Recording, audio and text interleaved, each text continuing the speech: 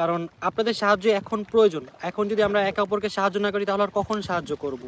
আজকে তাদের এই অবস্থা, কালকে কিন্তু আমাদেরও যে কোনো সময় এই পরিস্থিতি হতে পারে। তো তারাই কিন্তু আমাদের ভাই বোনের মতো। তো সবাইকে রিকোয়েস্ট করবো, আর আপনারা যখন এই ত্রাণগুলো দিবেন, আপনাদের যে আসতে হবে এমন কিছু না, আপনারা কিন্তু চাইলে যে কোনো ট্রাস্টেড ফাউন্ডেশনের মাধ্যমে হেল্প করতে পারেন।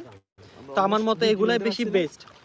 কারণ হচ্ছে দেখা যায় যে মানে অনেকে আসে ঢাকা থেকে, কিন্তু ওনারা ভিতর পর্যন্ত পৌঁছাতে পারে না। আমিও যে আজকে আমি আসছি, বাট এর আগে আমি যে হেল্পগুলো করছি আমি কিন্তু ফাউন্ডেশনের মাধ্যমে হেল্প করার ট্রাই করছি। ইভেন সামনে যদি লাগে আমি ইনশাআল্লাহ আমার সামর্থ্য অনুযায়ী যতটুকু পসিবল আমি করব। কারণ নিজে আসলে কি হয়, মিসম্যাচ হয়ে যায়, আমরা পারফেক্টলি আমরা জানি না কাদের এই ত্রাণটা এই যে প্রয়োজন। আমরা যে আসছি, আমি কিন্তু আমার ত্রাণগুলো নিয়ে আসতে পারি না, আমি কিন্তু তাদের কাছেই দিছি ঘুরে ফিরে।